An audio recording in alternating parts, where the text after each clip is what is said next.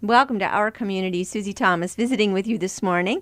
We are so excited to welcome Maynard Miller and Susan Huffstetter in from the Ohio Mennonite Relief Sale and Auction. Good morning. Good morning. Good morning. Okay, I have to confess to both of you, being a Canton girl, I always wondered, why do they hold this at the same time as Hall of Fame events? Don't they want anybody to come to the Ohio Mennonite Relief Sale and Auction?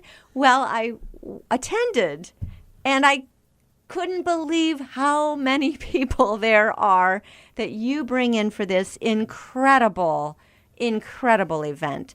And apparently you don't need anybody from Canton to actually come to it because it's you don't care about our little Hall of Fame thing we've got going on up here. You've got your own amazing stuff happening down there. How many people do you welcome to this year after year? I think we typically have about 3,000 to 4,000 people attending over Friday evening. We start Friday evening or Friday afternoon at 4 o'clock, and then all day Saturday.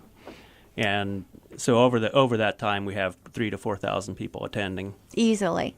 Yes. And the fried pies alone would be the reason to go. What else do you need?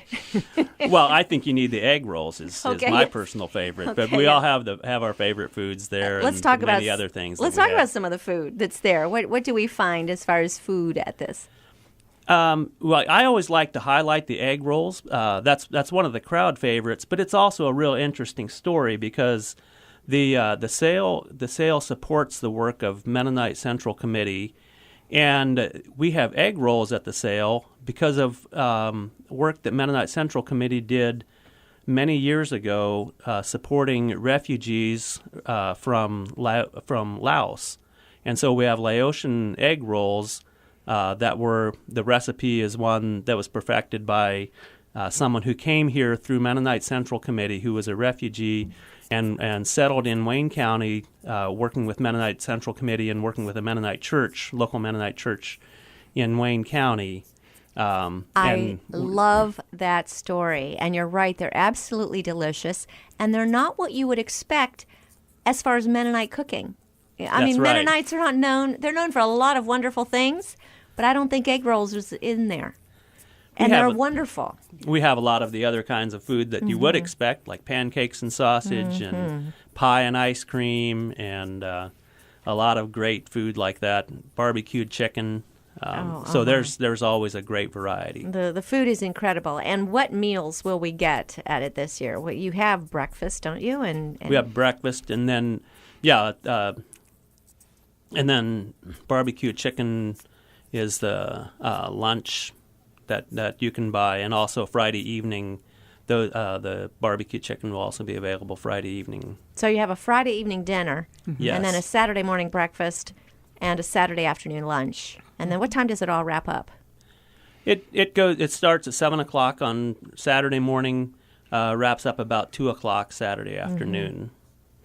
And it's unbelievable. And let me just say again, fried pies. Fried pies, they're unbelievable. Okay, so the idea, you kind of implied a little bit about what this all is about. But this is all to raise funds for some amazing work that happens around the world. Can you talk about that a bit? Yes, Mennonite Central Committee is the relief and development agency of the Mennonite Church. And the relief part of that is that when there are disasters or when people are displaced, when there are refugees, Mennonite Central Committee does a lot of work to meet their immediate needs with food aid and work with refugee camps and resettlement programs. And then they also work at development and working to help people raise their own food, grow their own food, and work at international development like that. And they're also working at ways that they can help people stay in their homes. So the refugee crisis around the world is something that is a lot of the work that MCC is doing right now. But they're also really working at helping people helping to reduce conflicts and helping people to work through the conflicts that they have, so that people can stay where they are at. Yes, absolutely. We look at those crises and we see this on the news and we hear governments trying to decide what is the best way to deal with this and to help these people. And let's not discount the church. And the Mennonites are where it's at, and they are right there on the front lines doing the real heavy lifting and doing the work. Your thoughts on that? Because this isn't new for the Mennonite Church. This is something you've been about for some time, yes? Yes, Mennonite Central Committee initially started in around 1920, and they were working to help because there were Mennonites in Russia who were dealing with the famine crisis there. It initially started with Mennonites in the United States helping Mennonites in Russia, but then with that basis, it's now become an international organization with workers in many different countries across the world. And refugees in general, not only Mennonite refugees. That's yes? right. Well, how do you help? In what ways? I mean, I know you're helping try to relocate them, find them some safe harbor, some safe place to be able to stay in their homes safely, if at all possible. What kinds of other things do they need? We had someone here last week who said he was a 9-year-old boy. His family was told, within the hour, you must leave the country. They left with the shirts on their backs. These are stories that are just uncommon to most of us. And how can we help these people? Well, MCC has what they call their 5 areas of focus. They first care for the lives and futures of people who are uprooted or other vulnerable people. So the immediate care, helping people with their immediate needs, and then second, they provide water, food, and shelter in times of hunger, disaster, and other kinds of conflicts. And then education and work at ways to help people earn income. And then third, they work with churches and communities to prevent violence and to promote peace and justice so that people can stay where they are at. And then fourth, they invest in opportunities for young people to serve in Canada, the U.S., and around the world. So there are many volunteers who are able to work abroad, sometimes just coming out of high school or after college, and it's a wonderful way for people to both travel but then to serve in another country, and people find that to be immensely valuable for their own personal development, as well as working to promote peace and justice and alleviate human suffering. Mm-hmm. And the Mennonite Church has been doing this for how many years? How long has this organization existed? Since 1920. Amazing. So yes. Amazing. And you only become more and more and more relevant with time. That's right. Nothing is more today than this right now. So it takes money, doesn't it? It does. It does. Takes a little bit of funds to be able to pull this off. Yes, and so the relief sales, similar to the one that we have here in Wayne County, are held across the country. Our sale has consistently raised around $300,000 every year, and so it's wonderful to be part of something that in 2 days raises that kind of money. And Incredible. while we live here and work here, and we read the headlines and we see. We think, well, how can we be, what can we do about that? We feel kind of helpless. Yes. But this is something that, an event like this that can raise money that does just reaches so far across the world. Here's one thing we can do, and it's very constructive. We can shop. Yes? That's right. Okay. So tell us the dates that this is taking place.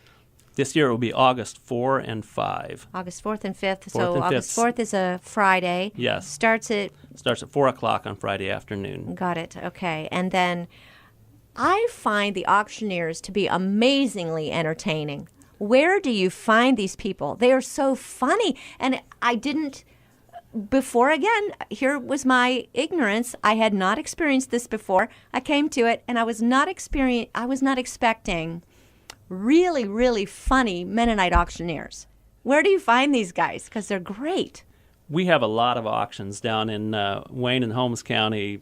There's auctions every weekend, so these guys get a lot of practice, and and we try to consistently have and we consistently do have just some of the best people around.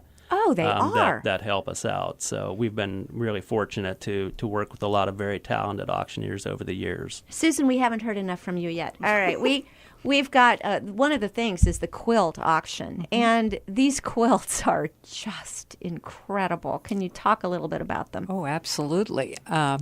If I didn't like them so much, I probably wouldn't be working on this committee. And I have a great committee, very blessed with young and seasoned workers on my committee who love quilts too. And last year I said we had over 500 people in our building bidding on quilts, and it was a great experience. We are really blessed with a lot of local people churches and individuals who like to, as soon as they're done with one for the relief sale, they're starting next year's donation for the relief sale. Wow. And the word is spreading. I have to tell the story that this year I got a call from Allen, Texas, from a gal. Really? And she said, I want to donate some quilts. How do I get them to you? So I explained how she could, and then she informed me that she'll be at our sale, that she comes. Oh, how And neat. that's pretty exciting. I don't think I even was aware of the breadth of how far our donors are coming and are willing to support our sale and feel very strongly about our sale and say they appreciate what we do. So it is exciting. It's amazing. So truly bringing people from all across the country to this for this purpose. And tell me about how these quilts are made. Are these quilts that are done by individuals, or I love picturing in my mind the old-fashioned quilting bee, where a group of women getting together and working on one gigantic one together. How does it happen? A lot of the large quilts are done that way. Oh, love it. The churches, or if you're aware of MCC Connections in Kidron, has a quilt room. And there are many groups that meet there and help quilt large quilts there. And so we also have individuals who like to design and make wall hangings or baby quilts or even large quilts.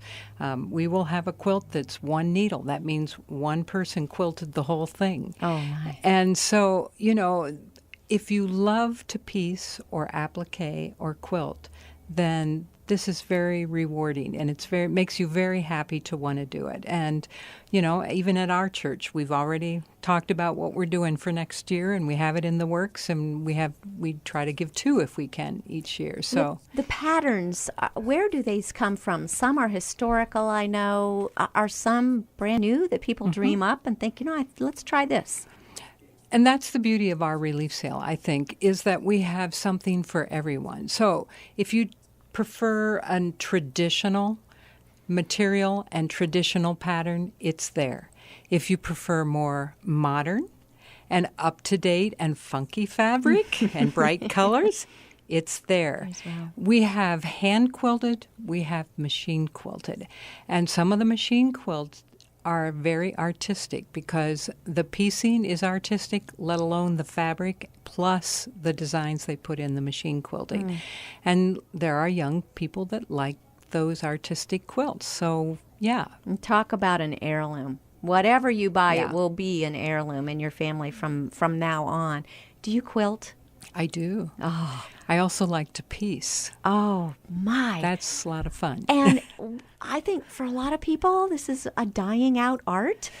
And we need to continue to get this next generation learning how to do it, right? Well, I said I'm blessed. When I thought it was going to completely die out at our church, we had actually she was 14 when she started. Wow. Has beautiful stitches. I have 20-something and 30-something helping. And as far as our committee, we have a lot of 20-year-olds who are very much involved, and they like to buy the quilts, too. Oh, yeah, that's important as well. That's important.